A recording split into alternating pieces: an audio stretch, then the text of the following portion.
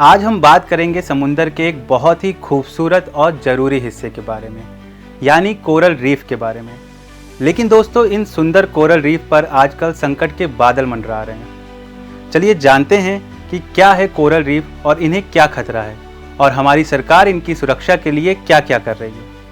नमस्कार दोस्तों, मेरा नाम है विवेक और आप देख रहे हैं दे आईएएस। सबसे पहले आइए समझते हैं कि कोरल रीफ क्या है। कोरल रीफ को दरअसल समुद्रों का रेन फॉरेस्ट कहा जाता है।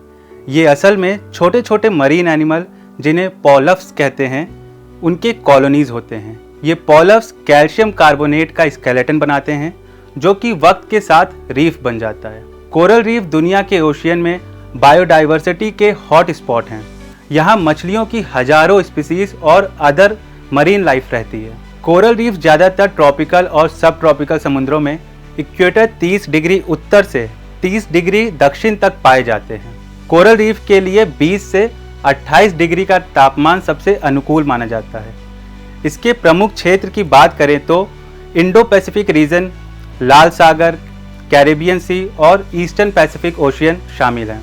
भारत में कोरल रीफ मुख्य रूप से अंडमान निकोबार आइलैंड, लक्षद्वीप आइलैंड और गल्फ ऑफ कच्छ में मिलते हैं। कोरल रीफ की इंपॉर्टेंस की बात करें तो कोरल रीफ कोस्टल एरियाज को स्टॉर्म और वेव्स से प्रोटेक्ट करते हैं। साथ ही ये फिशिंग इंडस्ट्री के लिए बहुत ही इंपॉर्टेंट होते हैं। इसके साथ ही ये टूरिज्म के लिए भी बहुत ही अट्रैक्टिव होते हैं। कई सारी मेडिसिन कोरल रीफ से मिलने वाले कंपाउंड से बनती हैं। और अब बात करते हैं कि कोरल ब्लीचिंग क्या होती है।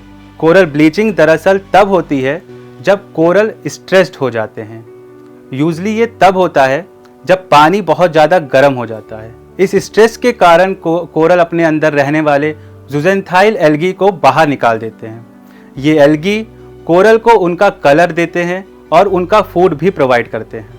और जब ये एल्गी चले जाते हैं तो वो कोरल वाइट या ब्लीच दिखने लगते हैं। अगर ये कंडीशन ज़्यादा देर तक रहती है तो कोरल मर भी सकते हैं। हाल ही में मिनिस्टर कीर्ति वर्धान जी ने लोकसभा में बताया कि मार्च 2024 में लक्षद्वीप में कोरल ब्लीचिंग देखी गई।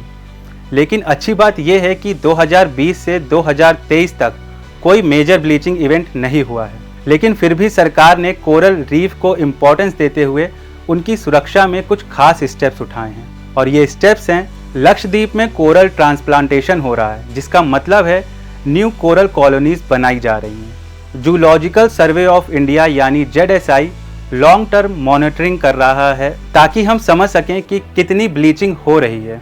Indian national centre for ocean information service 2011 से कोरल ब्लीचिंग अलर्ट दे रहा है और अब वो मरीन हीट वेव पर भी नज़र रख रहा है, जो कि कोरल ब्लीचिंग का एक बिग कॉज है। वहीं वाइल्ड लाइफ प्रोटेक्शन एक्ट के तहत कोरल्स को हाईएस्ट प्रोटेक्शन दी गई है।